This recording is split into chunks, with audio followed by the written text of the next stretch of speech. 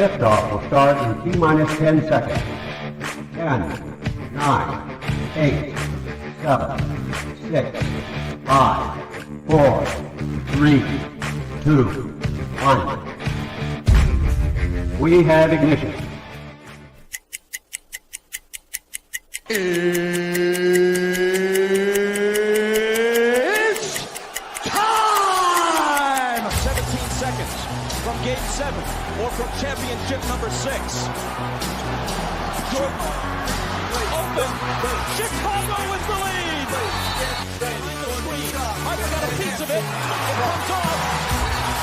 The Chicago Bulls have won their 6th NBA championship. Tying run at second, 2 out. Palmero over the head of Jenks. Uribe charges, throws, out! And the White Sox have won the World Series. To the far side around the 8-yard line to Hester. Under it and to the middle with the 15 to the 20, breaks free to the 25 to the 30 to the outside. 40, midfield, 40, 30 to the coast, 20, 15, Hester 5. Oh! Touchdown!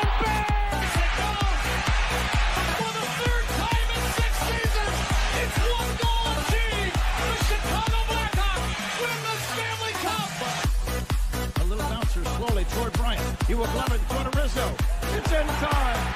And the Chicago Cubs win the World Series.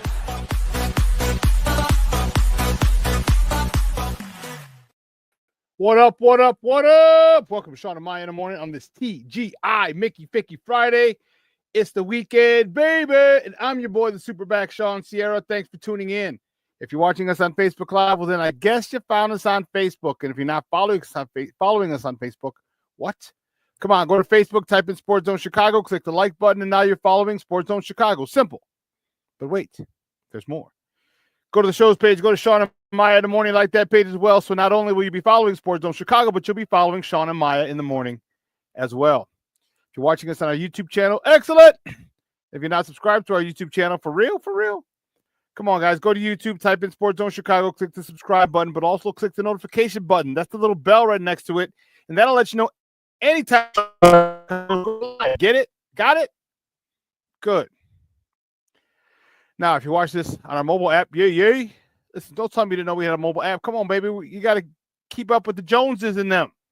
Listen, so go to wherever you get your apps from. And it doesn't matter where you get your apps from, whether it's iTunes or Google Play or Amazon, Walmart, Kmart, 7-Eleven, Zayre, Zemsky, Macy, Montgomery Wards, Weebles, Ventures, Woolworth, Goldblatt. It doesn't matter. You go there, you type in Sports Zone Chicago, you download it, you take us with you on the go. So not only do you get Shawn and Maya in the morning 3 days a week, not only do you get our other live shows throughout the week, and not only are they archived there like they are on Facebook and YouTube, but I'll tell you what, we give you a slew of articles, thanks to my man Clarence Council III. Big up to Clarence for keeping you abreast of all articles Chicago sports related.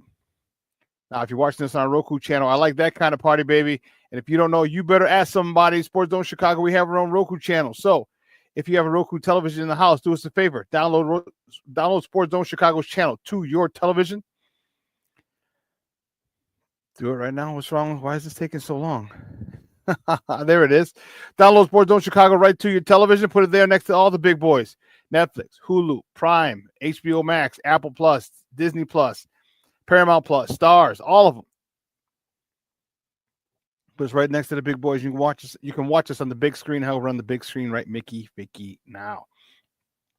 You can also tweet the show. You can tweet us at Sports Zone Shy. That's CHI at Sports Zone Shy. Now, if you want to follow me personally, you want to know what I did? Let me tell you what I did. I made it nice and easy for you folks. Nice and easy. One handle for Facebook, Twitter, Instagram, Snapchat, and TikTok. All one handle at the Shawn Sierra. Guys, we have a phenomenal show, but I need you to get interactive. So whatever platform you're watching us on, whether it's Facebook, YouTube, or our mobile app, leave a question or comment on that platform. It'll come up here in the thread. We'll put it up on the screen. We'll incorporate it into the show. And that, my peoples, is what makes this the best morning show around. Chicago morning sports show around. That's you. So bring them all, baby. Questions, comments, smart-ass remarks, because ain't nobody scared over here. Man, but are people sleeping today? My man crazy. My man Armando Emeterio Lara Junior is in the house. Junior, what's up, Papa? How are you? Thank you for tuning in. I appreciate it. And listen, I don't know a lot, but I do know this. More of the usual suspects will chime in as the show goes on. That, my people, I can promise you. That I know. But man, we got a good show for you today at 9:30. So at the bottom of the hour, my guy Dennis Fithian from Detroit is going to come on. He's a former host of the Lions pregame show. We're going to talk Bears, Lions from a Detroit and get a Detroit perspective from my guy Dennis Fithian. And then we have a lot of other things to talk about in addition to Bears. We have the first college football playoff game tonight, South Bend, Indiana. Man, that's going to be one heck of an event. It's an in-state battle. Notre Dame hosts Indiana University. Yes, that Indiana, the Hoosiers. Who would have thunk it that the Indiana Hoosiers would have been or would be in the college football playoff? But that's tonight. We're talking the other three games tomorrow that are all day tomorrow. Start at 11 o'clock our time, Central Time, and they finish probably about 10 o'clock because the last game's at 7. Probably about 9:30, 10 o'clock at night. So we have college football all day tomorrow. Man, Bears, NFL football all day Sunday, Monday night. Man, this is such a good time of the year. Then not only do we have that to talk, we have Blackhawks to talk. Blackhawks with a big win yesterday. We'll talk about that. Then the Bulls. Bulls were on the road taking on the Boston Celtics, wicked pissa, and did a number on them. We're going to talk about that later. So we got a lot to talk. We got a lot of talks. Listen, sit back, relax, and strap it down, like our old Uncle Hawk Harrelson used to say. Man, we got a great show, and I'm fired up to talk about it. James Ford checking in. What's up, Papa? How are you? Thank you so much for checking in. I appreciate you. But we gotta get it started. We have Dennis Fithian at 9:30. So let's get it cracking. Guys, you know how we do the first segment of every show. It's called Top of the Morning.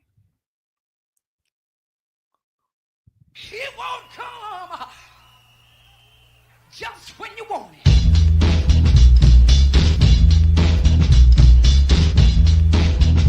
Top of the morning to you. Top of the morning to you. Top of the morning to you. Yeah, baby. The first top of the morning topic. You know which way we're going. The Bulls, baby. We're talking Bulls. Only the Bulls. The Bulls put a whipping. They put a whipping on the Boston Celtics. Wicked pissa in the garden, the TD Garden over there in Boston. 117-108. Zach LaVine led the way with 36 points. Zach attack. My man, Nikola Vucevic, Mr. Double-Double, 16 and 14 on the night. Ayo Dosunmu, 17 points, 8 rebounds. Patrick Williams, 14 points. Kobe White, 12 points, 6 boards. Good game by the Bulls. Good defense by the boys. And let me tell you something. I was impressed. All right, Boston tried to come back a couple times, and the Bulls were able to hold them off. All right, the Bulls were able to hold them off, and that to me was one of the key storylines of the game, was their ability to fight off the Celtics at home, at their place on the road. I thought for sure it was a loss. For sure. I didn't give them I didn't have a lot of confidence in them that they could win on the road in Boston. But man, they proved me wrong.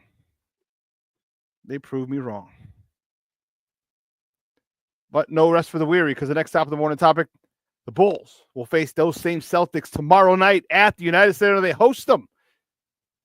It's a home and home. Tip-off tomorrow is at 7 p.m. You can catch that game on Chicago Sports Network if you're able to get it. You can download the app and watch it on your phone or your TV or whatever. Or you can listen to it on their flagship station, 670 a.m. Big win for the Bulls last night. The next top of the morning topic, the Blackhawks. The Blackhawks defeat the Kraken. Release the Kraken! The Blackhawks beat the Seattle Kraken yesterday, 3-1. Arvind Soderblom stopped 27 of 28 shots. Mikheyev, he scored his fifth and sixth goals of the season. Allen scored his first tally of the year. Terry Vinen, his 13th and 14 assists on the season. Bertuzzi got his 6th helper. Donato his 8th, and Murphy 12th assist on the season. Good to see the Blackhawks with a win. The Blackhawks are a frustrating bunch. They just fired their head coach because of the lack of production. Blackhawks weren't getting it done. They were losing, and so they made a move. But staying with the Blackhawks, tomorrow the Blackhawks travel to Calgary to face the Flames. Puck drop is at 3 o'clock Central our time. You can catch that game on Chicago Sports Network if you have it, or you can listen to it on their flagship station, 7:20 a.m.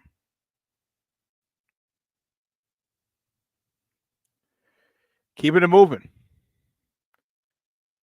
The next top of the morning topic. Woo-hoo. There it is, baby. There it is. Why is it not coming up? There you go. The first ever college football playoff game is tonight. Number 7, Notre Dame hosts number 10, Indiana. As I mentioned, at Notre Dame Stadium. Kickoff is at 7 o'clock Central, 8 Eastern. A little late for the Eastern time. A little late kickoff. But you can watch that game on ABC here in Chicago. If you're in Chicago, Channel 7. But ABC and ESPN. You know, this game has a lot of implications. Notre Dame, after losing a stunner at home in week 2 to Northern Illinois, has run the table, have not lost since. Indiana has a great run defense. However, it's against questionable offenses, and I can guarantee you Notre Dame is going to test that run defense. Notre Dame has 2 running backs that are studs. Freaking studs. And they are going to attack that Indiana run defense. They are going to test it big time. Brandon Schultz, let's see. Brandon Schultz checking in. What's up, Papa? How are you? Crazy Ace TV checking in. Crazy Ace, what's up, Papa? I said, good evening from Korea, bro. Hope you're doing well. I am doing well. Thank you very much, sir. I appreciate it. Do I think the Bears can win one more maybe against Seattle, or is the season a wrap? I'll talk about that in a second, Crazy Ace. I'll talk about that in a second. Oh, man, Cornelius Squall's in the house. What up, what up, what up? Sports Owners, he says. DC, Derek Carter's checking in. What's up, Papa? Thank you very much for tuning in. I appreciate you. And my man, Shawn Wall's in a Mickey Ficky house on a Mickey Ficky TGIF. Sports Owners, he says. Shawn Wall's in the house. Guys, again, I appreciate you tuning in. I appreciate the love and the support. I do. I really do. Appreciate you rocking with me. There's a lot of things you could be doing at 9 o'clock in the morning, Monday, Wednesday, Friday, and you choose to spend it with me. I appreciate it. Oh, you could be sleeping.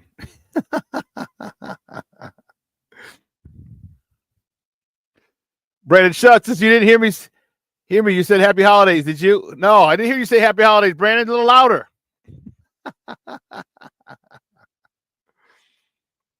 How did the Bears do Monday? Yeah, they didn't do too well, Brandon. They didn't do too well. 30-12 was the ass whooping they got. But we're going to move forward. We're going to move a little bit forward. Next time, sticking with college football. College football playoff game number 2 is Saturday morning at 11 o'clock. Number 11, SMU, the Mustangs, the Pony Express. Eric Dickerson and Craig James. Oh, sorry. No, they're not playing. Number 11, SMU is at number 6, Penn State. That game is at 11 o'clock Central. Man, if you're on the West Coast, that just starts at 9 o'clock for you. Woo! And I thought 10 o'clock football, NFL start on Sunday was great. Woo! 9 o'clock Saturday morning for the West Coast people. I feel you. 11 o'clock Central. And you can catch that game on TNT. Okay. TNT. I know that's kind of weird, but they're usually a basketball. But, oh well. Ni modo. Moving on to college football. Next top of the morning topic, staying with college football playoff game, game number 3. Right after game number 2, that game pits number 12, Clemson, at number 5, Texas. That game starts at 3 o'clock Central Time. And that game is also on TNT. So TNT they're venturing into the realm of college football. Pretty dope. Then the last game of the college football playoff weekend tomorrow night, 7 o'clock Central. Number 9, Tennessee, travels to the Horseshoe to play number 8, Ohio State. You can catch that game, not on TNT. You can catch that game on ABC. Ohio State needs to come out of this one. I know our guy Glenn Morgan, who was on last week, is definitely going to be tuned into this game as he's a big Tennessee fan. And can Ohio State have they learned their lesson? Have they been able to take some pretty close games, a couple losses, but couple of pretty close games, and not take for granted this opportunity? We're going to find out.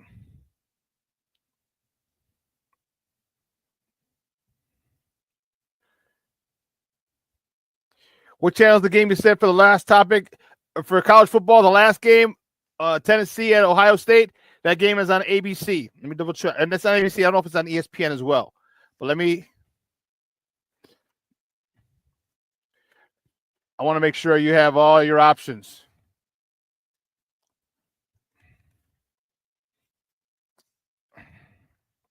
Let's see.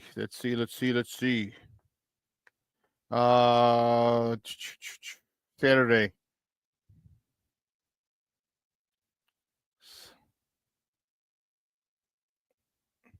Here we go.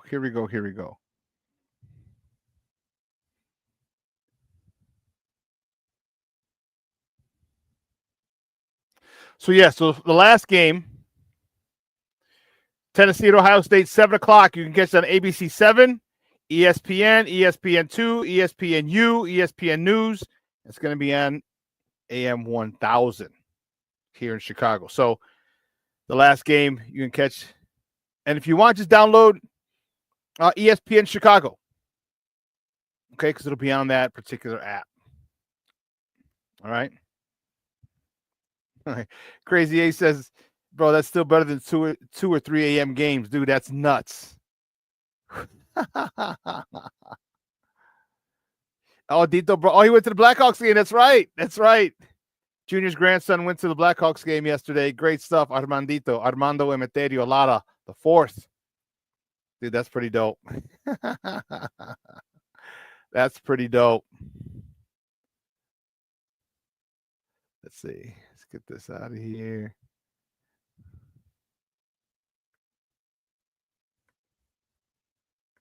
There we go. Keep it moving. The next top of the morning topic. I know you guys are happy. I'm happy too. We're going to talk about this a little bit. The next top of the morning topic, the Cubs. The Cubs are welcoming back my man's in them. Sammy Sosa is back. Sammy Sosa is back, baby. After issuing an apology yesterday, where he apologized, he doesn't really get into specifics about what he's apologizing for, some mistakes. And he's sorry. Man.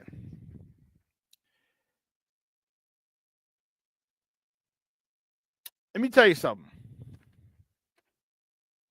Well, here's part of the statement that Sammy said. Part of it said, quote, "There are times I did whatever I could to recover from injuries in an effort to keep my strength up to perform over 162 games. I never broke any laws, but in hindsight, I made mistakes and I apologize." Okay. Never admitted to using steroids or anything like that, but he apologized. And the Ricketts, I'm telling you, the Ricketts must have had this statement ready. They had to have, because it came out like 37 seconds after Sammy's statement. It says, quote, "We appreciate Sammy releasing his statement and for reaching out. No one played harder or wanted to win more. Nobody's perfect, but we never doubted his passion for the game and the Cubs. It's an understatement to say that Sammy is a fan favorite. We plan on inviting him to the 2025 Cubs convention, and while it's short notice, we hope that he can attend. We are all ready to move forward together." Sammy's back in the fold, baby. You know I'm not a Cub fan. I think Cub fans are goofy. Can't stand the Cubs. I'm a Southsider. And yes, we're historic with 121 losses. That's okay. But God bless it. There was no one. Sammy was so God blessed exciting back in 1998. Well, that a couple of year run, like a 3 or 4 year run. And it's funny how people say, well, he shouldn't come back. He's a cheater, blah, blah, blah, blah, blah, blah. And I look at it and I said, look, I hear your point. I hear your point. Believe you me. But my question is, like, what would you have done? Because you do realize Sammy and Mark McGwire and Cal Ripken too saved baseball during his time, 98. They saved baseball. They were cutting into different games whenever Sammy was up or Mark was up. I mean, it brought people back in the stands after the strike. It was crazy. These guys had free reign, and it was cool. I mean, it was a friendly competition. You saw Sammy congratulate Mark when he got the record. It was great. People were cashing checks. Major League Baseball was revived. And listen to my thing, and I get it. You have some purists, and you can feel however you want, but this is how I feel.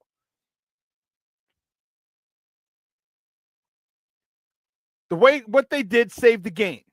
And don't sit here and get on your little altruistic little perch like a gargoyle.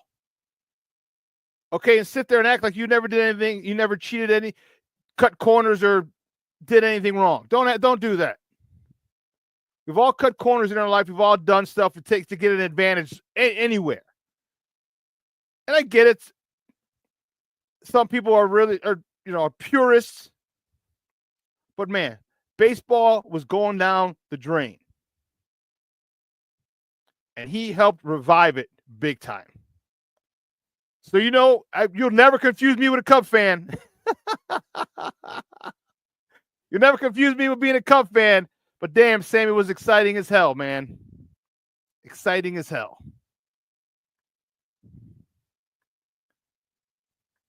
So listen, I'm fired up. I might even request credentials for Cubs convention because I would love to see Sammy. Now, which Sammy shows up, I don't know. Are we bringing the El DeBarge Sammy, the lighter Sammy? Is he going to have the Jerry curl? I don't know. He's going to have the soul glow in his hair. That's soul glow. But I'll tell you what, I don't know a lot, but I do know this. The tickets to that Cubs convention are going to be through the Mickey Ficky roof. The premium on those tickets is going to be insane. And they should be. As they should be.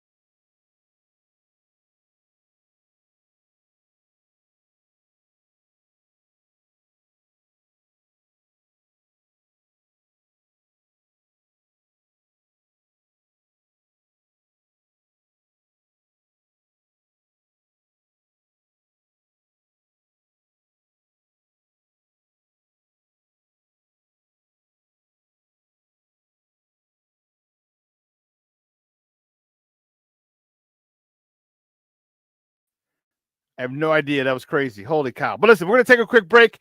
On the other side of the break, I'm going to go pay my internet bill. I'm going to cash that, pay my internet bill real quick so it doesn't act up. I'm just kidding. On the other side of the break, we're going to welcome Dennis Fithian from Detroit, from Motor City, Motown, and get Detroit perspective. I got a couple questions. I got a few questions for you people. And I want to figure out, talk about the Bears, Lions, but also take a look at the rest of the season, his thoughts for the Lions. So don't go anywhere, folks. What is all this? It's crazy. Don't go anywhere, folks. Keep it locked right here. Shawn and Maya in the morning on Sports Zone Chicago.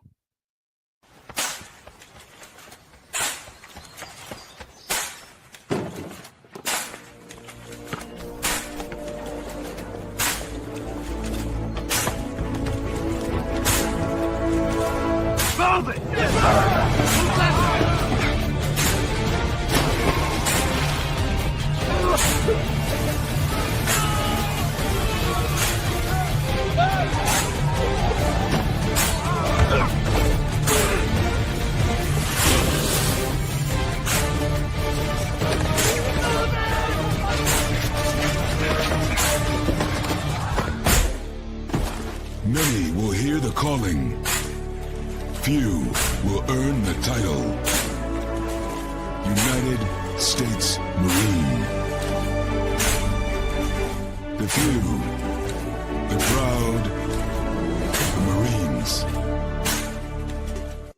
Hey, it's your boy, the SuperBack, Shawn Sierra, and be sure to follow Sports Zone Chicago on all social media platforms, on Facebook, Instagram, and our Roku channel. You can find us at Sports Zone Chicago, and on Twitter, we are at Sports Zone Shy. Also, be sure to download our mobile app so you can take Sports Zone Chicago with you on the go.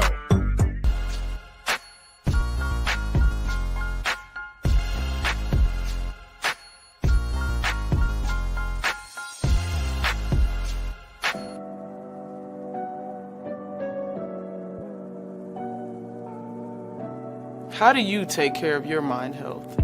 For my mental health, I meditate in the mornings. I have my dogs. They're the best. I just find ways that help me just relax. Finding things that make me happy, like being close to my family. I meditate a lot and read books. I have hobbies outside of the game. I'm able to switch off. I'm able to turn my brain off from the game of basketball. Your mind health matters. Your mind health matters. We are looking for a few heroes, mentors, trailblazers, innovators, a passion to change lives, spark curiosity, open hearts, and awaken minds, help students answer the question, who am I? This could be your calling, but this is no job. It's the journey of a lifetime. Be a hero. Be a teacher. Mental health and learning disorders don't discriminate. 17 million children and adolescents in the United States live with disorders like anxiety, depression, ADHD, and dyslexia. Less than half get the help they need to thrive. Help the Child Mind Institute change these children's lives.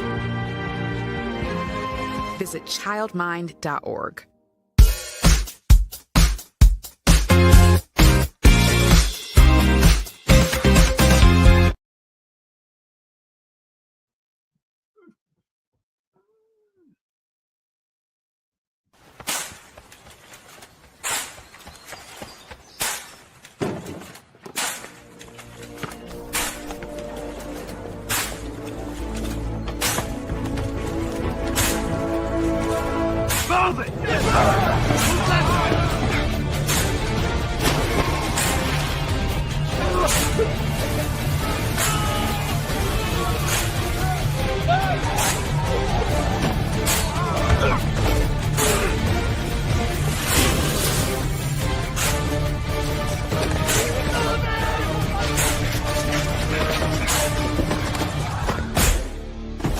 Many will hear the calling.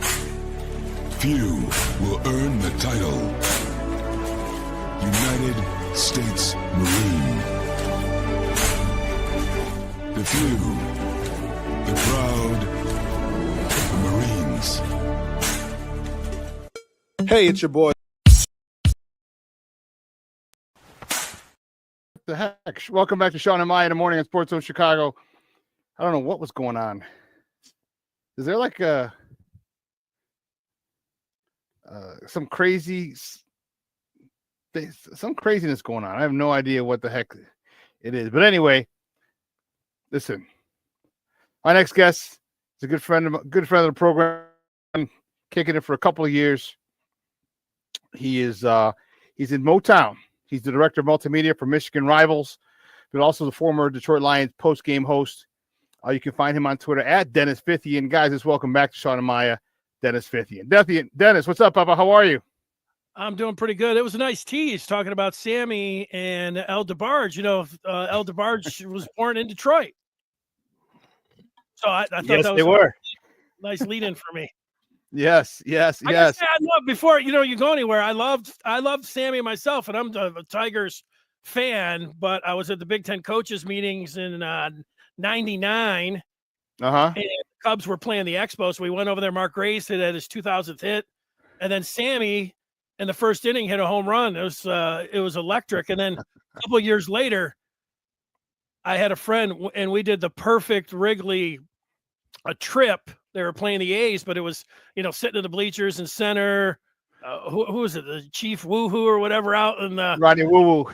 Ronnie Woo Woo. Yeah, I was hanging out with him, old styling it, and hot dogs out there but Sammy, every time he would turn around to the crowd, center field, throw a ball up there, man. There was nothing like it. That was a great 3 hours with Sammy. No doubt about it. I like how I'm on here. I feel like I'm hosting the show now. Yeah, those were the days. The Cubs. And the Cubs won that game. I had my share of hold styles, but I remember they won in the 9th inning at a bang-bang play at home plate. Everything else, mostly just remember Sammy out there in center field. That's it.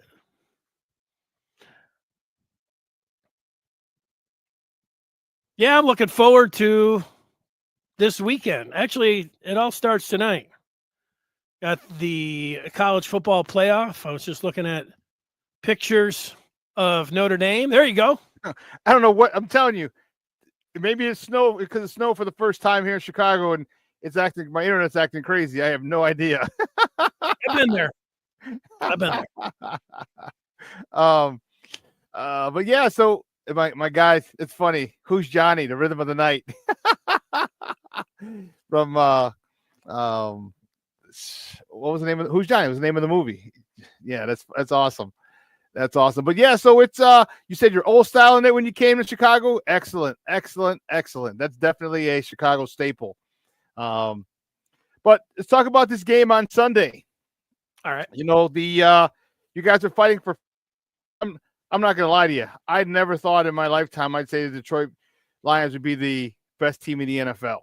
I know you guys took it on the chin from Buffalo. You guys were the best team in the NFL. It took a while. Give me your thoughts going into this one. You guys are decimated on the defensive side of the ball with injuries. How do you see this game going on Sunday, coming to our place? Well, I think the Lions have to win the remaining 3 games, and I think the easiest one, or most manageable one, whatever you want to say, is going to be against Chicago on Sunday after seeing the way Minnesota handled them last week. But I would have agreed with you if we were this time last week talking about the Lions being the best team in the NFL. And I think that Lions fans, everybody was picking them to go to the Super Bowl before the season. They were right there amongst the favorites when you looked at the odds and everything else. They win their first game against the Rams, but they lost one to the Bucs. But it wasn't until week 5 against the Cowboys when they just went down to Dallas and embarrassed them. And they were throwing to the right tackle. They were lateral and doing hook and ladders. And I mean, they clowned them. And after that, it was all of the analysts then saying, yeah, and the national analysts, a lot of people in Detroit, but it was the national guys who came out and said, yeah, this Lions team after week 5 against Dallas, this team is not only looking good for the 1 seed, but they're even better than the Chiefs. But what you mentioned last week being decimated, there does come a point where they do have their breaking point. And I think it was last week, all Lion fans went from the 2.5 months of riding high and feeling like they were just going to ride this chariot to the Super Bowl and it was going to be the greatest campaign ever and get ready for the parade, to right now, their hopes have all been dashed. Everybody's on tilt this week. It's just been such a sad week for Lions fans who felt like they were going to win the Super Bowl. Now it feels like, they are going to make the playoffs, but it doesn't feel like with all the injuries that they have that they're going to do it. And Shawn, and Elaine McNeil is one of the best defensive tackles in the NFL, and they lost him this past Sunday. And they do have Jahmyr Gibbs, but they lost David Montgomery, the former Bear, Knuckles. And if there was a guy, you always go to the quarterback, but David Montgomery is clearly one of the, not just fan favorites, but team leaders. And the physicality that he brought and the 1-2 punch, it really tore Lions fans' hearts out. I think if they can get a win Sunday and they could beat San Francisco on Monday night, and then they have Minnesota, they control their own destiny to get that 1 seed. I think if they do that slowly, the fans will get back and they'll say, okay, this is doable. You talked about goals before the season, and the Super Bowl was one of them. And the other one was that could they get the 1 seed along the way to help them, and they control their own destiny for that. They have the tiebreaker with the Eagles. And so if they get that 1 seed, I think people will be back and they'll be able to at least see the finish line and feel like maybe that it could get done. And speaking of Montgomery, both him, he's David Montgomery, if he's not the most important player after Jared Goff, he's certainly one of them, but they have depth there. So, you could argue a bunch of other guys, but on the other side, it's Aiden Hutchinson. And both of those guys, the possibility that they could be back if the Lions made the Super Bowl, it's clinging to a little bit of hope. And the great story is still there. The possibility of the Lions getting there and getting their most important player on defense back, and then maybe getting their. Dennis, I am so sorry, man. I apologize. I don't know what the heck's going on with the internet.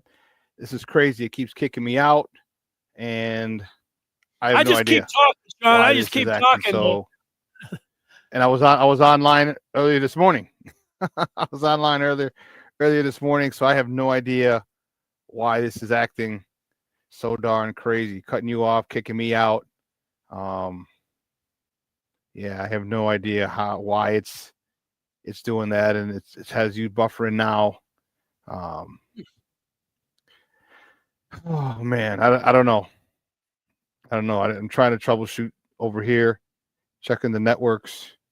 It's a great thing about being live. Still acting a little crazy, and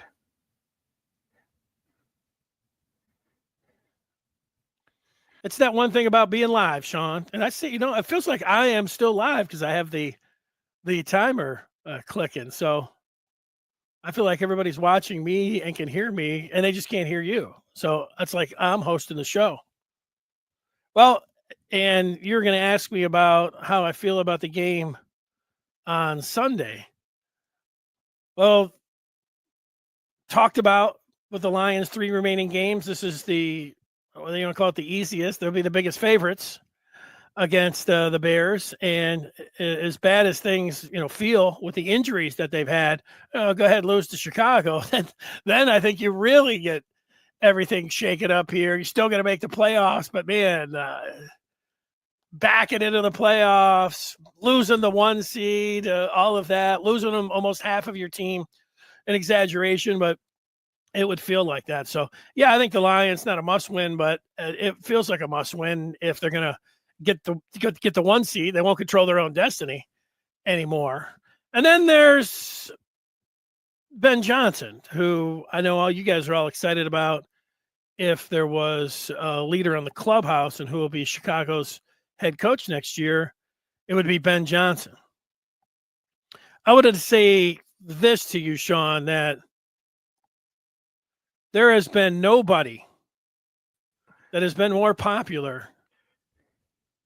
You can hear me talking about what the Lions are doing. There's been nobody that's been more popular in Detroit history than Dan Campbell. Dan Campbell and Ben Johnson and Aaron Glenn and Brad Holmes. These guys are superstars. We knew it. We say it all the time that NFL is king, and we just love it so much, and we can't get enough. And I knew that, but the Lions, previous to last year, were one of the worst organizations of all time. And to have Campbell and Holmes and the two coordinators and the position that they've been in the last 2.5 months, there's just been you can't. And look, they had Scotty Bowman and Chuck Daly, and these guys won multiple championships. Jim Leland took the Tigers to 2 World Series. Sparky won, but Dan Campbell dwarfs all of them. I mean, he just stands tall. People love him so much, and you can't get enough of Ben Johnson. And I know Bears fans will be watching the flow of the Lions offense, and if they're doing all the things that they've done since the beginning of the season, not only running the ball and throwing it all over the place, but these trick plays and gambling and everything else, you'll be like, yeah, we want that. We want that with Caleb Williams. And I think you guys will be all excited. Yeah, we're looking at Ben Johnson. Oh, yeah. We're considering him. He's going to be in consideration for that. And I don't know if it comes a pass. I don't know what, but he's definitely one of the guys that we have our eye on, and I hope, and I'm not sure what kind of guy is he. I mean, because we had a guy in Shane Waldron who was a good offensive coordinator, but he couldn't command a room, and that was the issue. All right, he was very, very soft, and the NFL is the alpha sport of alpha sports, and so you need a guy who can command a room, and we figured out that Waldron was successful because he had Pete Carroll as the head coach behind him. Can Ben Johnson, can he command a room? Well, it's different being a coordinator than a head coach, so you don't know until you actually get in there and you do it. He's very calculated, cerebral. When you hear him, he never sticks his foot in his mouth. He never says anything like you're like, oh, why is he saying that? He's usually right on point. So I think he could make that transition. And the thing that I would be most confident if I was a Chicago fan is that mostly when you get to the spot where you're in consideration for a head coaching job, you leave because there's only 32 of these jobs. And when you're hot, you take it. And he not only passed up one job 2 years ago, he was passing up jobs last year. So he is sitting back, waiting for his opportunity. And so from that standpoint, he's different. He's not like most of coordinators that you've seen, hot coordinators. He's been hot for now 3 years. And so I don't really remember anyone that was like that. Guys, once they get into the coaching hit list where they're considered like the hot name, they go. Even if it's to the Carolina Panthers, even if it's to the Washington Commanders, which look like a pretty good job now. But Johnson's just been sitting back and waiting. And I think that you'll feel pretty good about Caleb Williams and the front office and the direction that you're going if Ben Johnson says, all right, after 3 years, this is the team that I want to go to. So I feel pretty good about that. The one thing you got to ask yourself, Shawn, and I'm going to ask you right now, you have to ask yourself, what Dan Campbell's reputation is. If you're at the card table and you sit there and he has 19 playing blackjack, Dan Campbell's going to hit. And Ben Johnson is kind of cut from the same cloth. He's the one, Dan Campbell ultimately saying, all right, go for it, fake punt, do all these other things. But he's also the one that says 4th and inches, we're going for it. And Ben Johnson is right there with him. So I think that you're going to have, if it is Ben Johnson that goes to Chicago, I think along with that is going to become, the Bears are going to be a big time gambling team, just like the Lions are. And you have to have a stomach for that. Not a lot of people have the stomach for it. So you have to ask yourself, do you like the gambling or not? Yeah, I mean, at this point, I think Bears fans, I think to have such an offensive mind like Ben Johnson, Bears fans wouldn't have a problem with him gambling and going for it to begin with. I mean, to finally have somebody that they, you know, they trust, I want to say. And it's a little scary to me because of the fact that, you know, we had the hot coordinator before. We had the Matt Nagy, all right, but and he was backed by, you know, Andy Reid, and you know, that didn't work out very well. So I'm a little leery with that with Ben Johnson. That's why I asked the question, can he command a room? Because said we've been down that road before. And I'm just leery that, you know, they're wasting Caleb's, you know, his formative years. And, you know, to me, the most important years, whenever you step up a class from high school to college or pro, the most important years are your first 2 years in that new class, especially that first year. It looks like the Bears are doing a really messing up Caleb's development, and it's frustrating. It's really, really frustrating.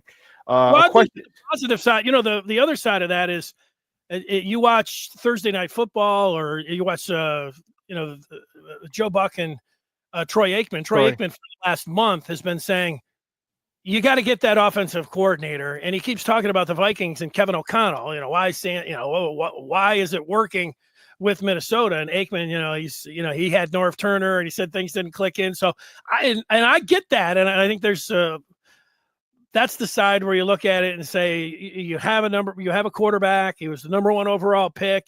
You got to get him right. Who's going to be the best guy? Well, you need someone that is one of the best in dealing with quarterbacks and being able to get offenses going. And yeah, you look to somebody like O'Connell in the same division, and you look to Ben Johnson. And again, I think that being the third time around that he would look at this situation, that would be a confidence builder to me if I was a Chicago fan, and ultimately they do take Ben Johnson. You know, the fans are going to be excited about whoever I can't say that. You know, I think fans should be excited if they get Ben Johnson. Not only you're also weakening the Lions, which is something that's not bad. Go ahead. First of all, again, Dennis, I'm so sorry, man. This has not happened. This is craziness. Dennis and Maya in the morning. You hosted my show. I apologize, man. One other question I have before we let you go. With all the injuries on defense, and you kind of alluded to it, but do you think that prohibits you guys from being favorites to win the Super Bowl? Because most people thought it was you guys. I know I was one of them. Thought the Lions were going to be in the Super Bowl this year, especially after they got to the NFC Championship game last year. Then the way they started, the way the season's gone before obviously minus the injuries. But do you think that's going to prohibit them from being a Super Bowl favorite now? I do. I think that the way I look at it is, for the last 2.5 months, I felt like they were the favorite. Certainly to get, the number 1 seed and run through the NFC. And then whoever it was going to be over in the AFC, from the Bills, I know they just got beat by them. The Chiefs, Mahomes, pretty good defense. Keep going down the list. Lamar Jackson, and you put a couple other teams over there from the AFC. But I feel like they've gone from a favorite, now they're just back to the pack. They're one of the teams that can win it, and it just makes it more wide open. I mean, you want to sit here and sell me the Eagles, that they're not going to be able to beat the Eagles, say, okay, I get that. Let's see who has the 1 seed. Let's see who has home field advantage in an NFC Championship game. If the Lions get the 1 seed and they're able to get a win and they're able to host the NFC Championship game, they will have the best home field advantage. And so I'll feel pretty good about that. And then right now, everyone's shaken because of all of the injuries. 22 players either on injured reserve, the PUP, or out. That's by far the most. The Browns are down there at 16, but the Bills have only in that same category lost 3. But if you tell me that they can get the number 1 seed and they're going to host in the Eagles or whoever else you think that's going to be there, I still think that they can get it done. They've just gone from the favorites to one of those teams in the middle of the pack. And so it's wide open for them right now, but that'll change a little bit if they can show that they can go out there, and they'll probably have to win these remaining 3 games. The confidence that everybody does not have right now, I think will return slowly. They'll get a little bit if they beat the Bears, a little bit if they beat San Francisco, the team that beat them to go to the Super Bowl last year. And then if they're able to take down the Vikings and get that 1 seed, people are like, they'll feel like, it's not magic, but they'll feel like it's magic. The magic's back, or the specialness of this team is back. And then they can heal up. They could get some guys back. And then who knows? I make a case. I don't really know what's going on with Philly, but I do know, Shawn, that A.J. Brown's been on my fantasy team for a couple of years. And last year it was like game 3, they were winning and everything, but he was complaining. He was over there, and he's in Jalen Hurts' ear. They were blowing out whatever team they were playing, and he's having a fit on the sideline, and he's done it again. And then I see the same thing with their top defensive tackle, Carter. He's arguing, looks like he was ready to whatever with the coaches, a little dust up over there. So it's not all perfect in Philly either, if that's the team that you think. And I don't know, Minnesota. All right. I mean, are you really that scared of them? But yeah, the injuries that you take your top 2 defensive players off the team, your top corner, and then you just keep it going. And now you're talking about your heart and soul on offense. Yeah. I mean, that hurts. So it's hard to sit here and tell you they have a chance, but it's just not. I thought they had a very good chance, even a great chance at this time last week. Now I feel like they just have a chance. Okay. Dennis, listen, buddy, I appreciate it, man. Thank you so much. And again, I apologize for technical difficulties. Do me a favor, let everyone know where they can find you and your work online. Well, if you're watching, you can see that there's my Twitter handle right there at Dennis Fithian. All the links to all the shows, 5 podcasts a week. And we are talking about the NFL. A lot of Michigan talk on there, transfer portal talk, college football playoff talk at Dennis Fithian, rivals.com. It's always good to be with you, Shawn. And it felt like you were just, showing me as a close-up. I just kept talking. So I think you had a pretty good segment. I think you had a good segment. I don't know. Hey, so you guys got to be happy as hell. You got that quarterback, huh? Holy sheesh. That yeah. Bryce Underwood? Yeah, Bryce Underwood. The one part about it is, and I would take it, but all of the other quarterbacks that are in the transfer portal, Michigan's like, hey, here's a couple million to come in and compete with them. Everyone's like, no, we don't really want to come in and compete with them. So for better or for worse, I think he's likely going to be out there from game 1. True freshman start. Hopefully you have a good backup, because you're going to need that, man. Hey, thanks a lot, buddy. I really appreciate it, man. We'll talk soon. All right. Happy holidays. Merry Happy Christmas. holidays to you too, buddy. Thank you. Hey, thanks to Shawn for letting me host this show. We'll see ya. I think that's it.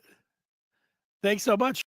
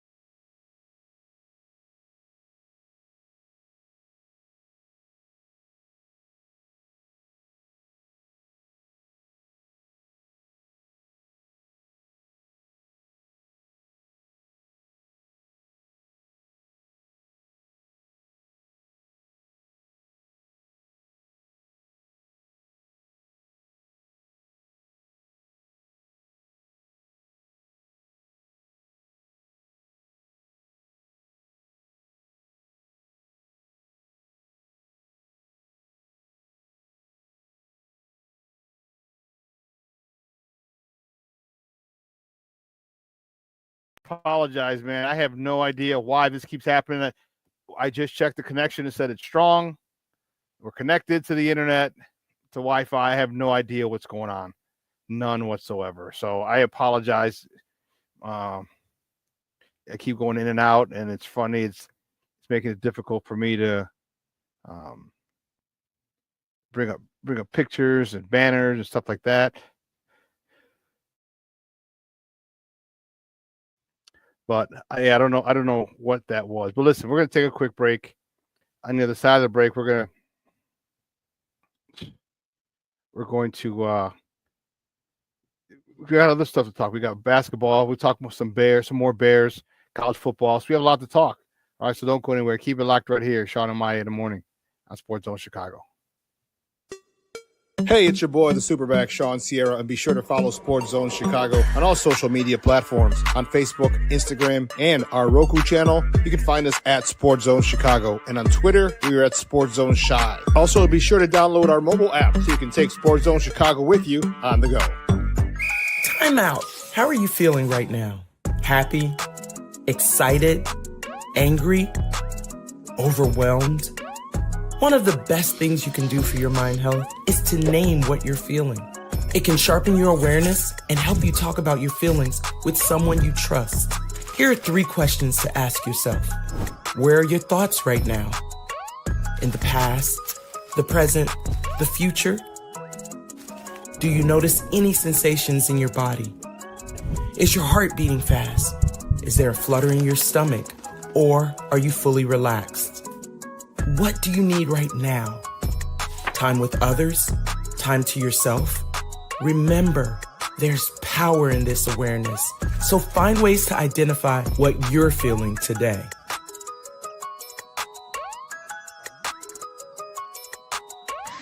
Hi, guys. Hey. Hi, Megan. Hey, Jessica. Megan, you're a tramp. Brian Fitch told me you guys made out. Everybody knows. He said your breath smells like garbage. And he almost puked. He says you're the most desperate girl he knows, besides your mom. How many boyfriends does she have anyway? Lots? Your makeup makes you look like a clown. That zit is huge, zit face.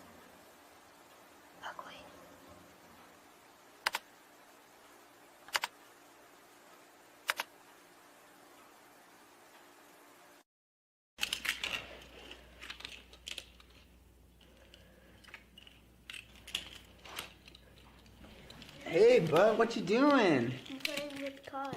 Cars? Can you show me what a car does? Whoa, whoa, whoa, whoa, whoa. Hold on a second. First of all, this is a school zone. So you need to put down your cell phone, stop texting, and let's get to driving. Now you're coming up to a stop sign, right? You need to slow down and stop before you hit that Y line. I want you to look left, right, left. You don't want to get hit by a car going on your left and to your right to make sure you don't get sideswiped by a guy coming from your right. You're coming, and you see a crosswalk. You better slow your horses down because the #1 rule of driving is always yield to pedestrians. Now stop, pull over, and you are done driving. Gosh, what do they teach you kids in school nowadays?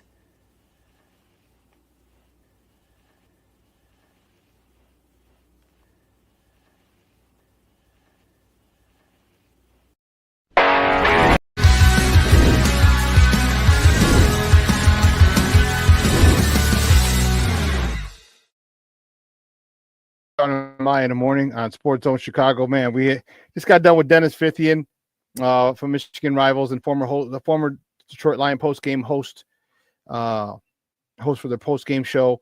There's a lot to talk about with that. And you know what? It's funny. Detroit is down. He said, and I get it. They have a lot. People are anxious. They're on pins and needles. They got the NFC Championship game last year. It's as far as they've ever gotten in the history of their franchise. They've never been to a Super Bowl. So obviously they've never won a Super Bowl. And they're anxious. All right. You're trying to get to your first Super Bowl, trying to win your first Super Bowl. And you got, 21 guys on the injured list, and on IL and on the injured list. It's insane. So it's got to be nerve-wracking for them. All right. Just think of when our teams are doing well and God forbid a guy gets hurt, how crazy we get. Think of never having, we've seen all of our teams win titles. There are people in Detroit. There's a lot of people in Detroit who've never seen them win a football championship. A lot of them. All right. They've never been to a Super Bowl. We're in a Super Bowl, 53, 54, something like that. All right. So there's a big contingency of Detroit Lions fans that have never seen them win a football title. So I get it. I understand it. So I'd say good luck to them, but I don't want them to have good luck. Good luck. If they win, I'd be happy. And one of the things I did want to ask him, what did he think would be the reaction to the city if they won? I wanted to get that in, but man, the internet was acting crazy, and I don't know. Yeah.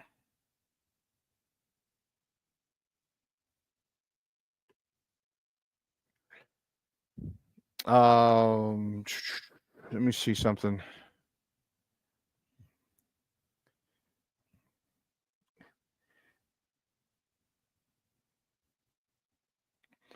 Yeah, the warden has.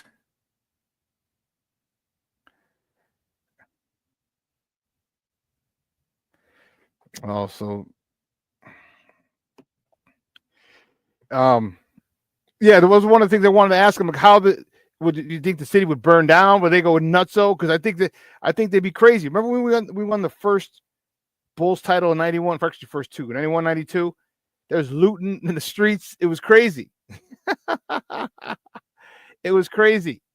So yeah, it was. I wonder how.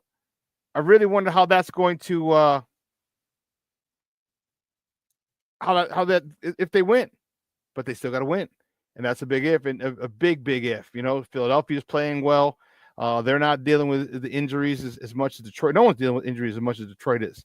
So can they get to the Super Bowl? I mean, just get there. I mean, you're gonna have to go through. I say San Fran, but they're going to play them. And I don't think San Fran's as tough a team as we thought. But Philly, you know, and you still got Green Bay. You still got Green Bay at the end. So can they? You got the Vikings. I should say that's their last game. So I don't know if they can. If Detroit can get there, it's going to be a tough road. David Montgomery being out, their defensive tackle being out, the defensive end being out. That's a pretty tall task. A pretty tall task to ask from a Detroit Lion team that has never been there before. All right. They've never been, and they've gotten close. And I think Dan Campbell has helped them. Has helped them a lot. But you just got to go through it. All right. You got to overcome your demons and to get there. So there's always going to be something in the way. All right. Very rarely do you have guys who just, teams that just go and, they take it. And this is the adversity that they have to get through and fight through and get around. And so we'll see.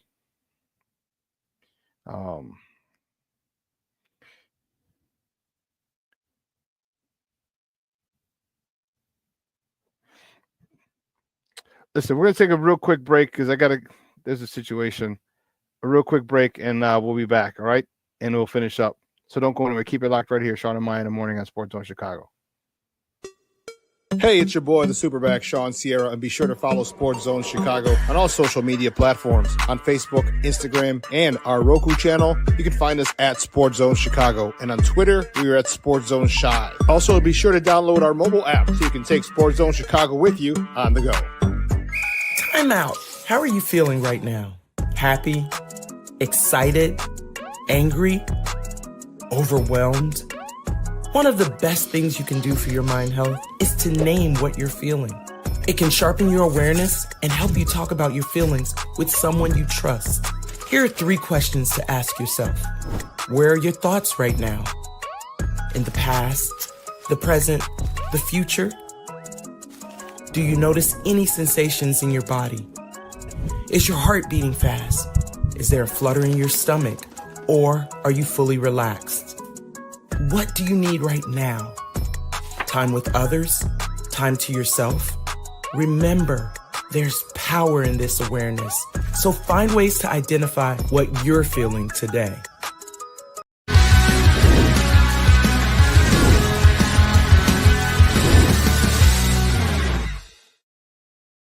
I'm back, baby. Sorry, I had some issues. Apparently, there was no CrossFit class today. They canceled, and so we needed to get my mom back home. She didn't know how to use the Lyft app. I had to get that squared away, but she's good. She's back. She'll be back home in a little bit, and I'm good to go. But anyway, Detroit's in a tough spot. They're in a real tough spot.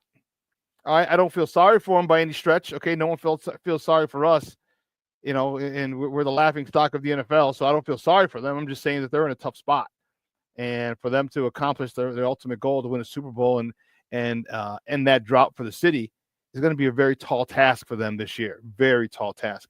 I think Philly is getting healthy, and they're playing really, really good football right now. And that's probably the team that they're going to have to deal with. It'll probably be the biggest challenge for them, and that's Philly. They got the offensive line, they got the defensive line, they got the running back Saquon Barkley. So that in running games travel, you know that Jalen Hurts isn't turning the ball over. You know, I know the receivers are divas, but all good receivers are divas. All right, we got a diva here in DJ Moore. All right, and people are talking about cutting him. They should cut him. Blah blah blah. Blah. He's a problem. I'm like, yeah, I don't know. But anyway, let's do this. Here's what I want to talk about. I do want to talk about the college football playoffs. All right, tonight. All right, the college football championship tonight. This is going to be the game. Notre Dame hosts Indiana. Yes, Bobby Knight's Indiana Hoosiers.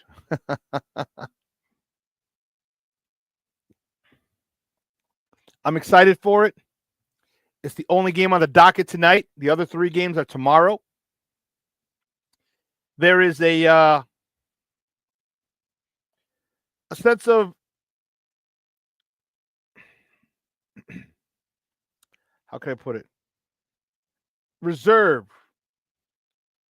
Maybe a little bit of apprehension for Notre Dame. And I know they have this arrogance about them because they're Notre Dame. But they also realize there's an apprehension because they realize they still did lose to Northern Illinois. I get it. That was back in week 2. They haven't lost since. I get it. But they also know that if they don't prepare properly, this team, this Indiana Hoosier team, can upset them. And if they get upset on a national stage, wow. If the Fighting Irish get upset on in the first round of these playoffs,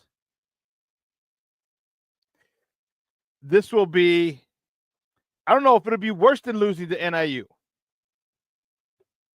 I don't know. But it's going to be one heck of a game. Notre Dame's riding high. You know,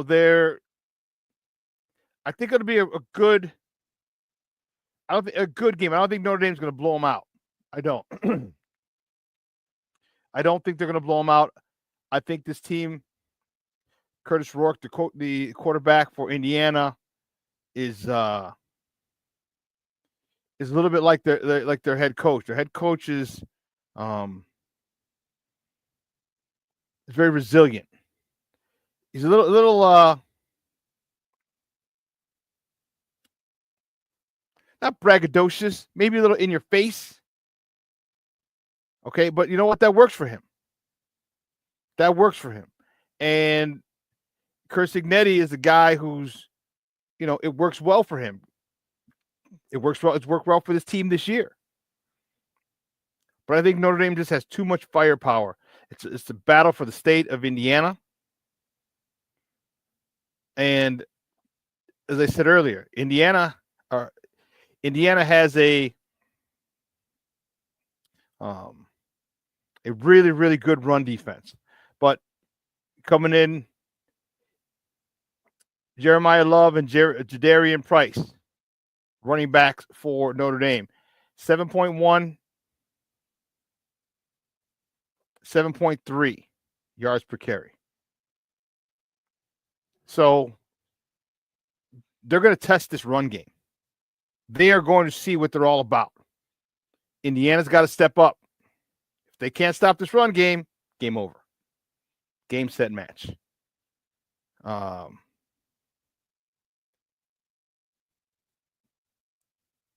don't know if I'm excited to see it. I just for some reason have a difficult time seeing Indiana win this. I am. All right, this team hasn't been on the big stage. Okay, they were talked about big time, don't get me wrong. They were talked about all year as they kept winning and winning and winning. All right, they took a 10-0 record in Ohio State. All right, they got their asses handed to them, 38-15. and I think they might have learned from that. But that's only one big game. And luckily that was recently. So do they have the wherewithal to kind of fix it and get themselves back to where they need to be against Notre Dame? I don't know. Because none of us have really gave a damn about Indiana football. We haven't. They've given us no reason to give a damn about them.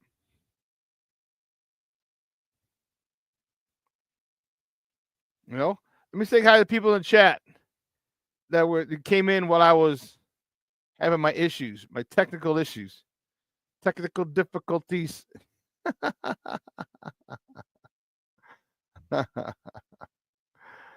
Aunt Moss checking in. What's up, Papa? How are you? Thank you for tuning in. Who else? That's funny. Brandon Schutz, we got you, Papa. Lavette Lee checking in. She says, hey, y'all. Good morning. Good morning, Ma. Thank you for tuning in. I appreciate it. King Booker World checking in. He says, salute, chat, and Shawn. Thank you, Papa. I appreciate it. Thank you very much. The Plankster's in the house. He says, good morning, Shawn. Sports Zoners. Happy Friday. Bear down. So this first game tonight's going to be fun. Like I said, the only game on the docket. Jerry Billings checking in. Good morning, Jerry. Jerry. If you're a Seinfeld fan, you know what I'm talking about. It's the first of 4 games. It's the only game on the docket tonight, but the first of 4 exciting games coming up this weekend.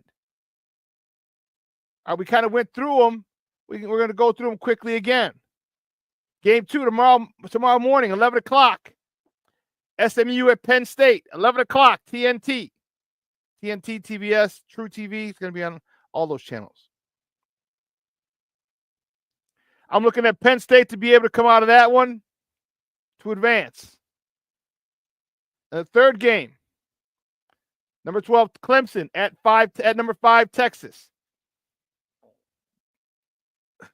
I think Texas is able to handle Clemson to advance. They're at Texas. They're down in Austin. Hook 'em horns. Hook 'em horns. It's gonna be crazy down in Austin tomorrow. That's the second game at 3 o'clock, and the last game, the college football playoff number 4, game number 4. This is the most evenly matched one. Number 9, Tennessee going up against number 8, Ohio State, at Ohio State. That's at 7 o'clock Central. You can catch that game on ABC, ESPN, ESPN2, ESPNU. So we got some good college football. So starting tonight, I'm excited about it. This is going to be fun. This will be a real fun weekend of college football. It's the first ever. This is the first expanded playoffs, 12 teams. Okay, there's 4 teams that have a bye right now, so they're not even in action until next week. And here's how the bracket looks.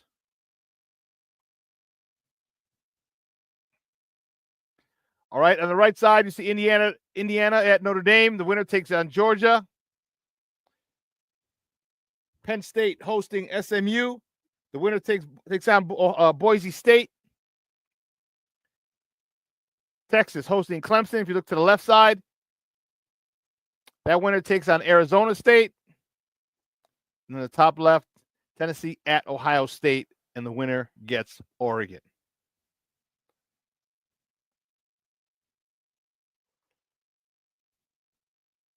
This is great. And I know, and especially if there's a couple of good games here in the first round, they might even want to expand it to 16 teams. And I get it. It's a money grab. We understand it. It's a money grab.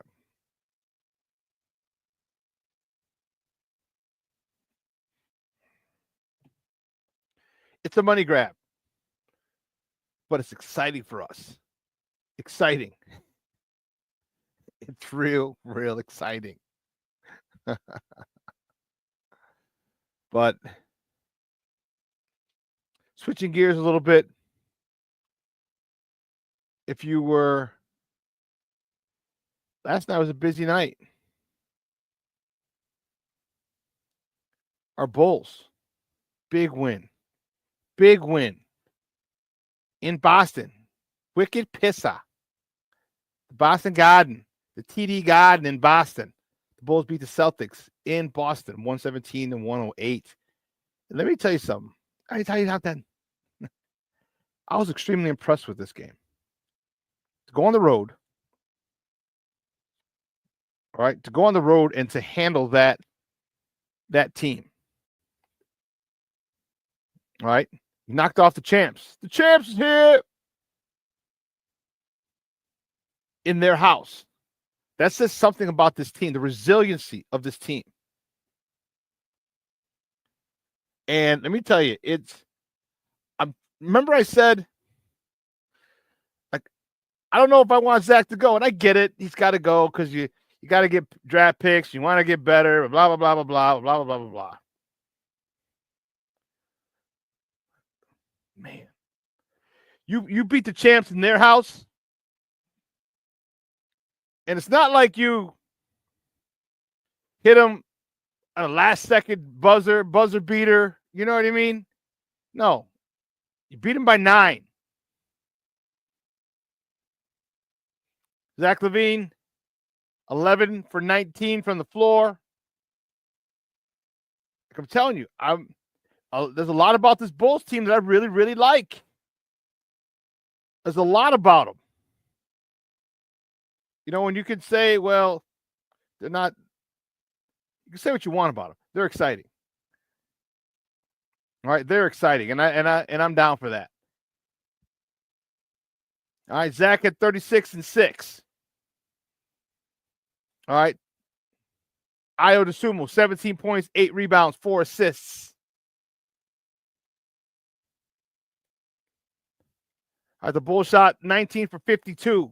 They put up 52 3-pointers, 19 of 52 for 36.5%.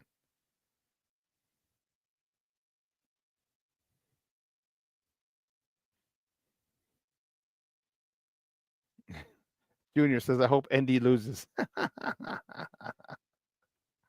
Well, I didn't do anything to you. Plus, we play with Tommy Zimmerman. Didn't they lead whistle to whistle?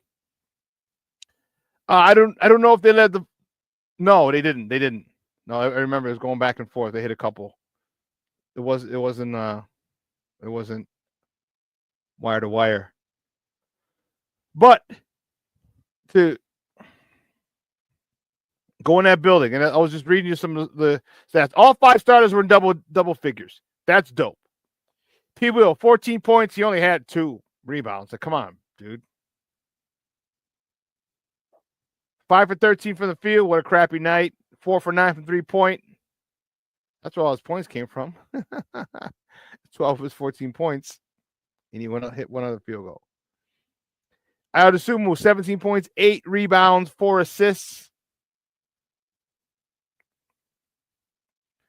And when you see this, it's exciting because this is a team that's young. Even though they have some veterans, they're young and they got this up-tempo thing going. They finally got it going. They're finally in the 21st century. They're shooting threes. They shot 52 threes yesterday. Here's the crazy part. Imagine if they're 50% from the field. Imagine.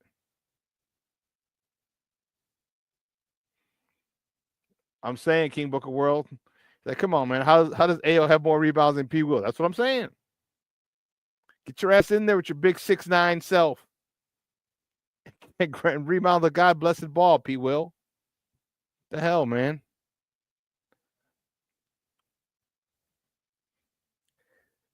Taylor Horton Tucker, 9 points, 3 rebounds.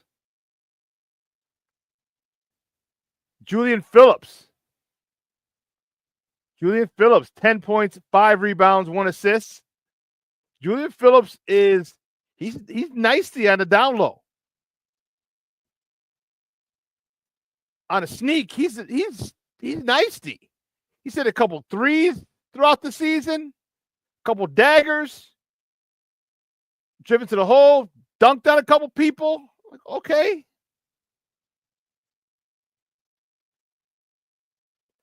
A solid win for this Bulls team. Patty Lara checking in, says hello, Theo. Shawn. Jeremiah has been watching. Jeremiah, how are you, mijo? Big shout out to Jeremiah and to Armando Emeterio Lado the fourth. I know he's in school, but his pop-up will probably show this to him another time. So this Bulls thing, and I know Zach's got to go. They're talking about Denver, the team that seems to be on them and wants them. But I like the way Zach's playing right now. I like the way Zach's playing. I like the way the leadership he's shown, the maturity he's attained. King Booker Will says Phillips can develop into a great six-man. Yeah, he can. Because he plays to me like a guy fighting for a spot. And that's okay. Now, when he gets that spot, can he still bring the same and play with the same edge that he's playing with now? Is he mentally strong enough to put himself in that position? Because I remember Jerry Rice. Jerry Rice said every year he came to camp, he was fighting for a spot. He was fighting to make the roster. Jerry Rice, one of the greatest receivers of all time. Top 1 or 2 greatest receivers of all time. Would come in with the mentality that he had to make the team. And when I heard that, that's the mentality that I had every year I played ball. My mentality was I have to play hard and work hard so I can make this team. It didn't matter if I'd won league MVP, and I won it back in 99. I won it back in 2006. But in 2000, in 2007, 2008, 2009, I came in with that same mentality. I needed to make the team. And I was a starter. I was a first-team All-America. All right, the semi-pro All-Americans. I was first-team All-America. The league MVP, national championship game MVP in 2006. We won our national championship. I came in 2007 feeling like I had to make the team with that mindset. And Julian Phillips, if he can continue to play with that mindset, it'll take him far because he's talented. He looks like a skinny kid off the west side, truth be told. I mean, he does play on the west side, just saying.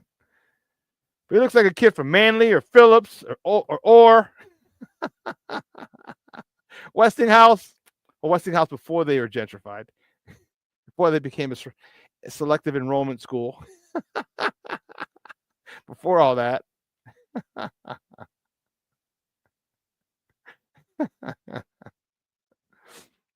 But this Bulls team is nice. Now, so here's the thing.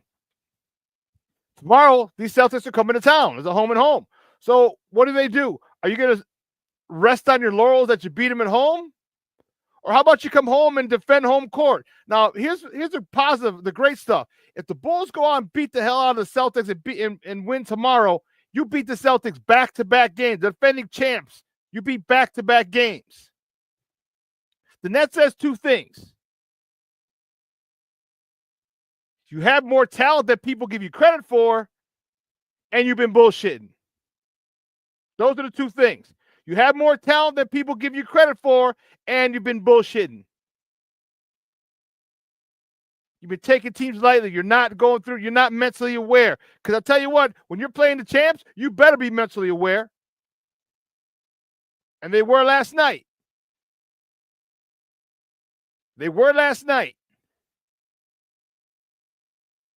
So don't let that sense of don't feel content that you beat them at their place. Beat them at home. Come home, defend your home court.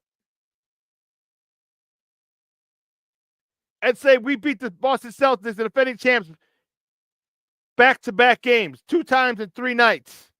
We beat them. This is what I want from these guys. This is what I want. I want them to start believing in themselves.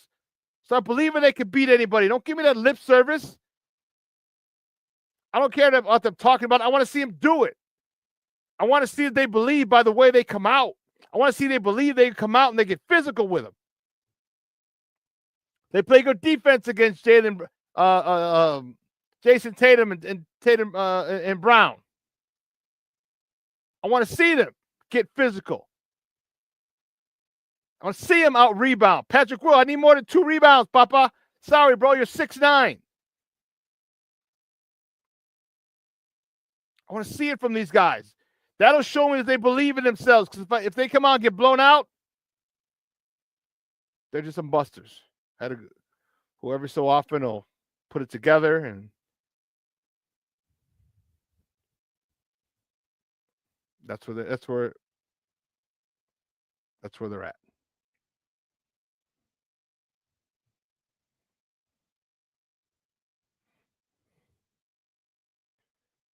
Anyway, moving on. My Bears. I'm excited about this week. I think we have a chance, a small chance. I don't think we'll win, but we do have a small chance to come out with a victory. Right, their line is decimated. Their defense is decimated.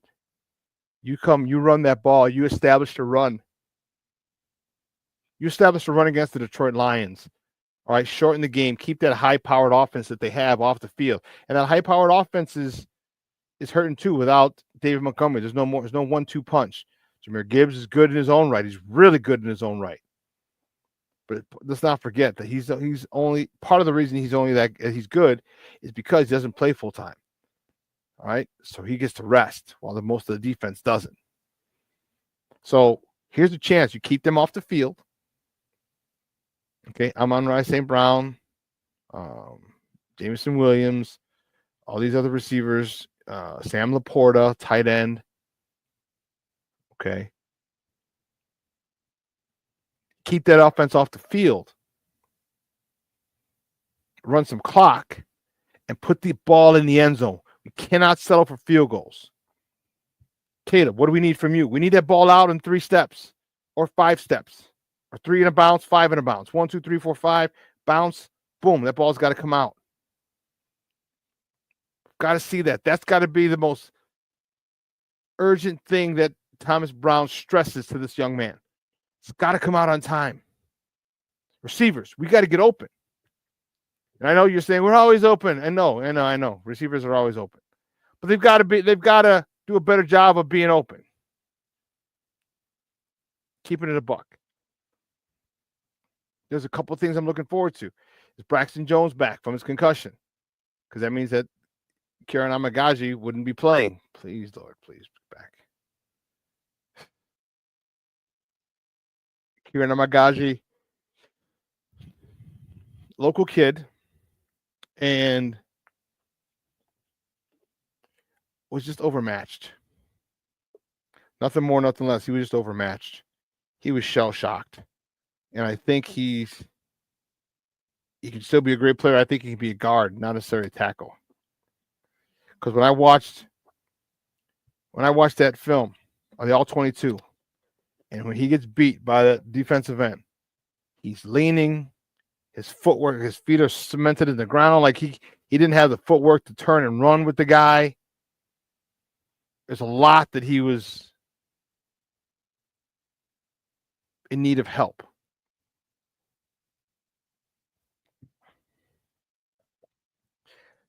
This, again, goes right to Ryan Poles.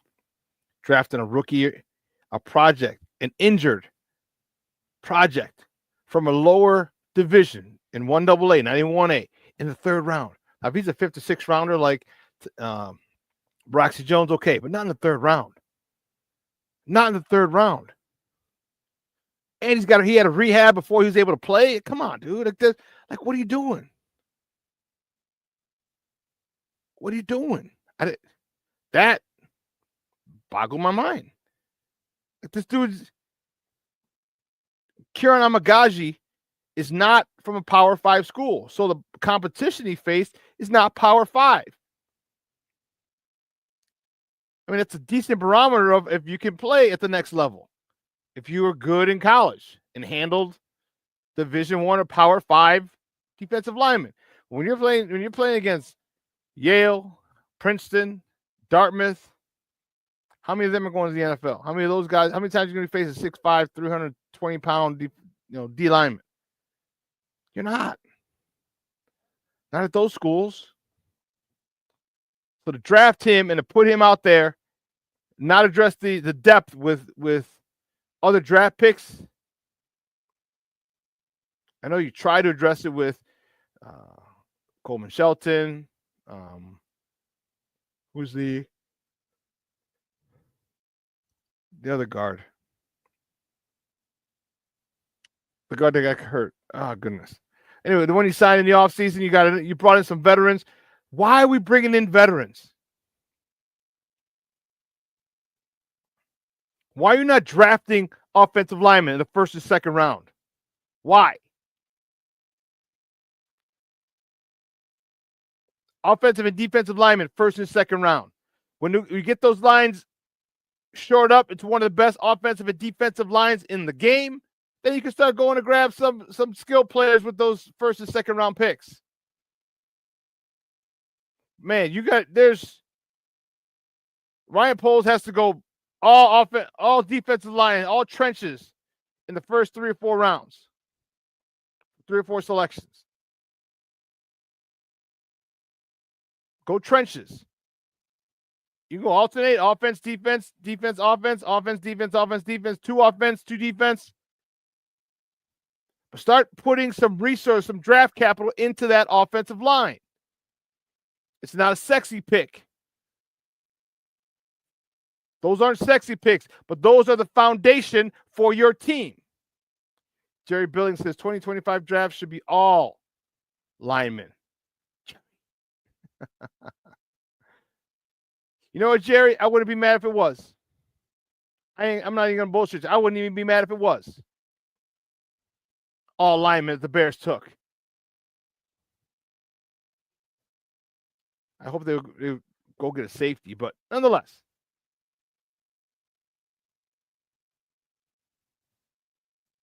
Your neglect for this position has been very noticeable. But then again, here's the question. If you drafted these guys with a high pick, would they be developed under Chris Morgan? Now we're going down that rabbit hole. Would Chris Morgan be able to bring the best out of top prospects? Would he? I don't know.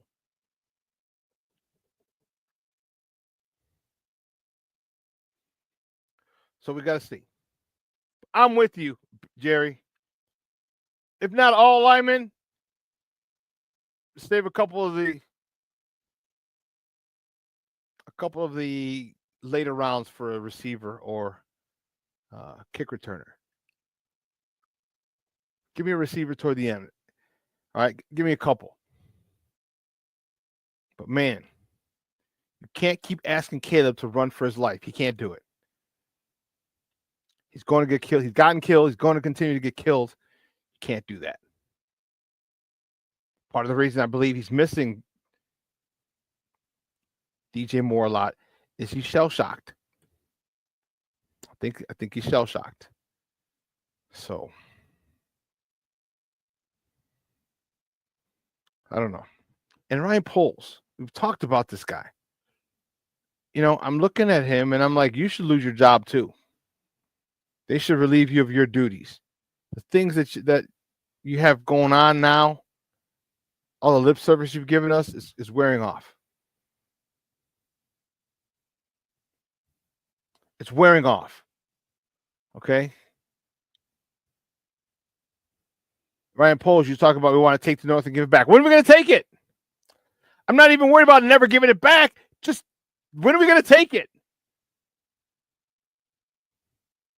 Jerry, what are you saying? 6 linemen drafted second round or better since 2009. Oh, you're talking about the Bears. Holy cow, that's it?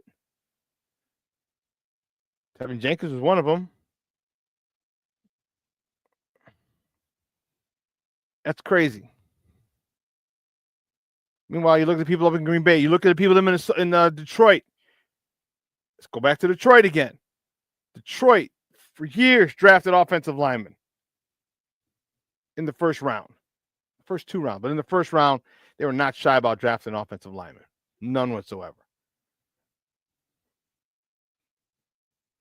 And for him not to see that as a general manager is very, very bothersome. Him not seeing it is not as bothersome as him not doing anything about it. Because once you want to understand and identify the problem, and you should know that's a God-blessed problem, then you fix it. You fix it. You go get as many drafts, many guards as you can in the draft. Go get a good center. Think about all the people who came after or late in the first or second round, third round. Clint Frazier, the kid center, or Pritchard. Pritchard. What's his last? Pritchard. I can't think of his name, but the kid, was he out of West Virginia? Starting a deep center for the Steelers. Come on, man. We had the opportunity to draft him. We didn't. We drafted a punter. We drafted Rome in the first round. What about Olufashanu? Caleb's high school teammate. So I'm not sold on Poles. If they want to let him go, fuck it, let him go too. Don't let the door hit you where the good Lord splits you. I'm okay with leaving him and letting him go. I don't know how many people use analytics.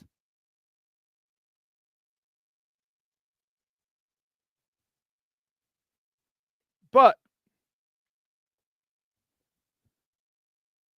give me some dogs. Where's the eye test? Where's this nonsense?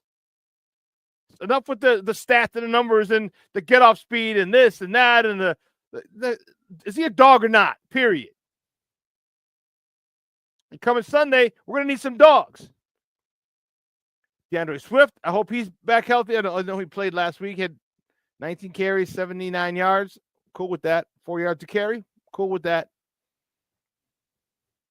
I'm cool with that. We got to get in sync. Our quarterback and receivers. Got to get those guys in sync.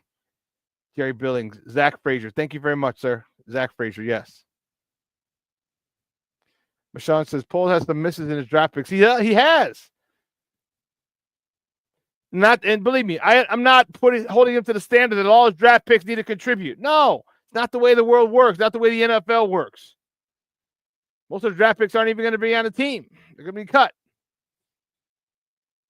But with those first 3 rounds, you got to get doubles the home runs. Don't give me single. Give me doubles the home runs. You get a double in round 2, round 3, you're looking at a potentially consistent Pro Bowler. Doesn't matter what position.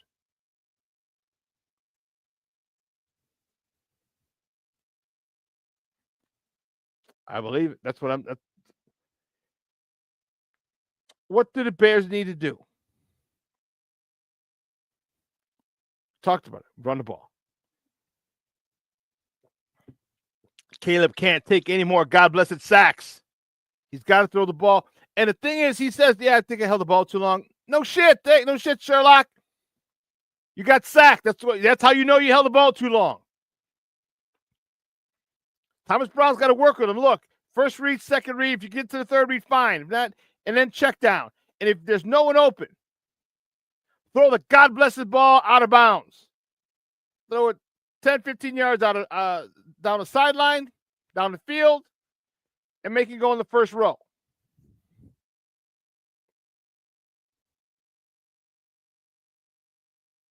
Yeah. King Booker World says Kieran Amagaji he was interviewed before the season started. He said Caleb won't be touched because you can believe that. Caleb proceeds to take the hardest hits all season. I would need the guys next year to shut up and just do it. Yeah, just why you running your mouth? And I know people ask questions, but you got to be seasoned in this shit. Because the media will ask you crazy questions and not bat an eye. They'll talk about the thing that bothers you most, your losing streak or your injury, and they'll pick at that. We've got to find some tough son of a guns. I don't know if we have any. Maybe. Give me some tough son of a guns, man. Jesus. So I don't have a lot of confidence in Sunday. I just think Detroit is riding a high wave. I think Detroit knows who they are. And once you know who you are and what your identity is, it's simple. It's a lot easier. That's simple. It's a lot easier. Jahmyr Gibbs, you're going to have to carry the load. I know you probably haven't had to carry the load since high school. Because when you got to college, some running backs waiting, 3, 4, 5-star recruits.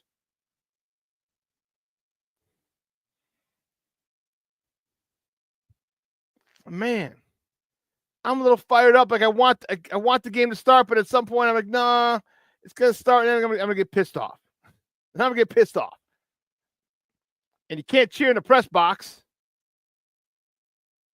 but I will talk in the press box. Like, oh damn. Oh, here comes the sack. Oh, I got the sack. That's what I'll say. I'm not loud and crazy,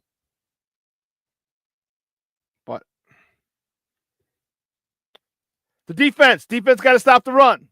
Got to stop Jahmyr Gibbs. Got to stop Jahmyr Gibbs. You can't stop Jahmyr Gibbs, game over. Pack it up and go home. Jahmyr Gibbs is a stud. He is a stud. And trust me, he says he likes playing with David Montgomery. I believe him. I don't have any reason to not believe him. But if you ask him if he's going to carry the ball 25 times a game, is he good with it? You damn right he is. I would love when I got the ball 20 plus times a game. Loved it.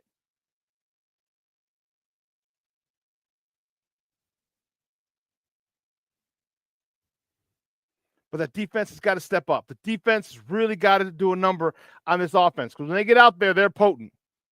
They are potent. I need Jalen Johnson to be focused. I need Tyreek Stevenson to be focused. These guys got to be focused because Detroit's playing for something. Detroit's playing for that first, what did Dennis tell you? For that first place finish. The number 1 seed. Why? Because they'd get a bye and let these guys get healthy. So you'll get some guys back with the week off. Some you won't. Might be injured, you're on the injured list for the whole year, or you're just not coming back, whatever.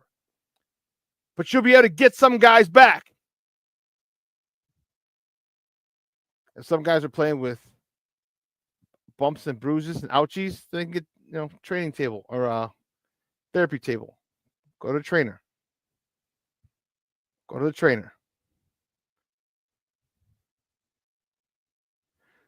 Tyreek Stevenson had a decent game, had a nice game. I say decent. I shouldn't say decent. Had a nice game. We need more of that out of him. That was the most aggressive I've seen him in a while. Ever since that Washington Commanders Hail Mary happened, he hadn't been himself. Hasn't been himself. So I don't know what.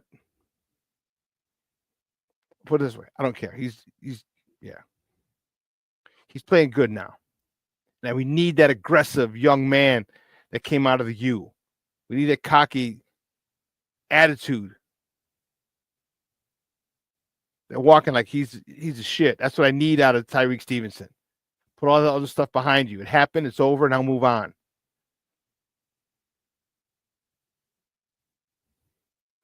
So that's what I want for the Bears. I'm looking forward to it. I think it's safe to say that Thomas Brown will not be the head coach for the Bears next year. will not. I don't think he can do anything now to save that job. He's going to have to go get another one somewhere else. So, but I do like, hopefully he's still able to develop Caleb. And at the end of the season, the next 3 games, Caleb's arrow is going up. Yeah, that I hope. So the next guy who gets in here gets a seasoned guy running the show. You know, Ben Johnson's not seasoned. I mean, he's a seasoned coordinator, but everyone's talking about Ben Johnson, and we might get him. And he might be the next Sean McVay. Who knows? Could be the next Matt Nagy. That's what we have to be leery of as well. But I've heard Ben Johnson's pressers. He's a very how can I put it? Very lively, very chipper. But hopefully when he's got to crack the whip at practice, hopefully he's able to do that. I need Coach Washington to blitz more, bring more pressures. That's what I need you to do. All right, you bring 4 and you get blocked up, and now they're struggling. They're stagnant. They're not moving. You, on the other hand, have almost every lane possible. So, yeah, I am. So my prediction. Pain.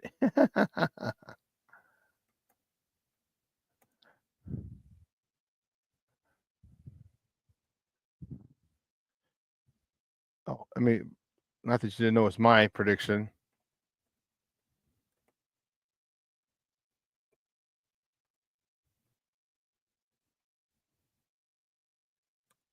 Here we go. Are you ready? Here we go. Bears lose 27-17. 27-17. I just don't think they have enough firepower. I don't think everybody's here anymore. They've checked out. And I think they've checked out. And that might be 13. That might be a tutty and 2 field goals, as opposed to 2 tutties and a field goal. So we'll see. We will see. I don't have a lot of confidence in our Bears. I know Detroit's banged up, but banged up team, they got to fight still. And there's no give up in that squad. None, thanks to Dan Campbell.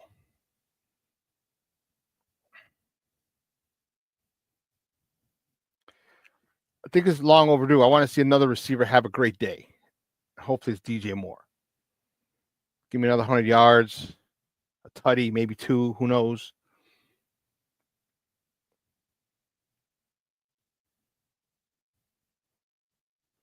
But I just don't think the Bears have enough. I don't. With all the positive outlooks that I have, positive perspectives, I'm also a realist. I want the Bears to win. I don't think they can.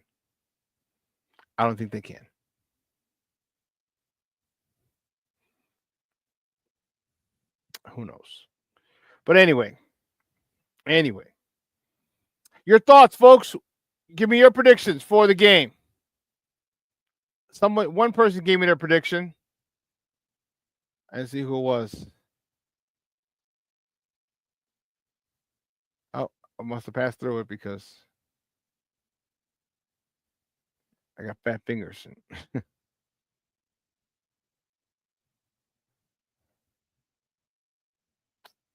Anyway, back to the Bears.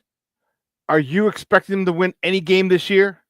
The remainder of the year? Here, Thursday night, Seattle, on the lakefront, or the dreaded Green Bay Packers last week of the year? Are you expecting them to win any of those games? any of those games because I'm not. I'm not. And now we're on an 11-game losing streak.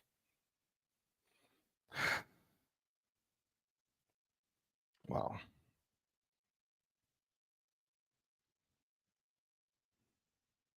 Cornelius, Bears 27-20. Okay. You have a lot more confidence in them than I do. 27-20 Bears. Okay. Yeah, I had 27-17 Lions.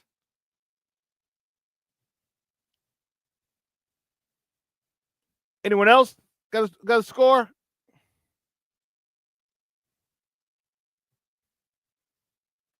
Oh, wait a second. Someone may want to chime in and give me a score.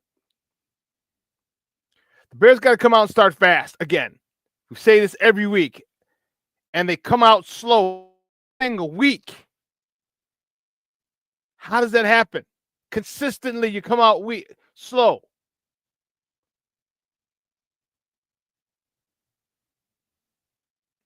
Consistently. Where's the sense of urgency? Where's the desire? Where's the passion? Jerry Billings. Jerry says, I don't think they will win another game. 27-14 Lions. Okay. Okay. Patty, she says Lions 31-13. Okay. Shawn getting freaky with it. Lions QB don't like the cold weather, and Bears will win in a close one, 21-20. Shawn with the Bears pick, 21-20. I like it, baby. I like it. That's good stuff. That's good stuff. Listen, 2 hours is coming and going. I want to thank my guest, Dennis Fithian from Detroit, former Lions post-game host. Thank you for coming on. I appreciate it. With my crazy internet. Man, that was funny. Well, it wasn't funny at the time, but thank you, Dennis. I appreciate it. Guys, have a phenomenal weekend. It's the last weekend before Christmas. If you have any family parties, I got to grab back tomorrow.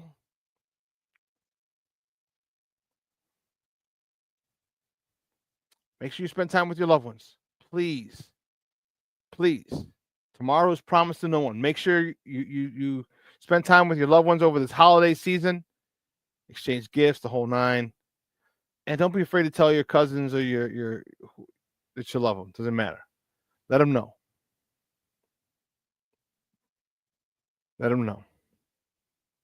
So, listen, for everyone here at Sports Zone Chicago, guys, I'm your boy, the Superback, Shawn Sierra. What I'm going to do is I'll replay this at 6. All right, 6 o'clock tonight. We're going to replay this game, this show. Cutoffs and all. Oh, boy. Yeah, 6 o'clock, I'll reprogram this show. You can watch it later. And then make sure you watch some college football today, all day tomorrow. Bears football on Sunday. Guys, I'll be at the stadium. I'll be in the press box and looking forward to it.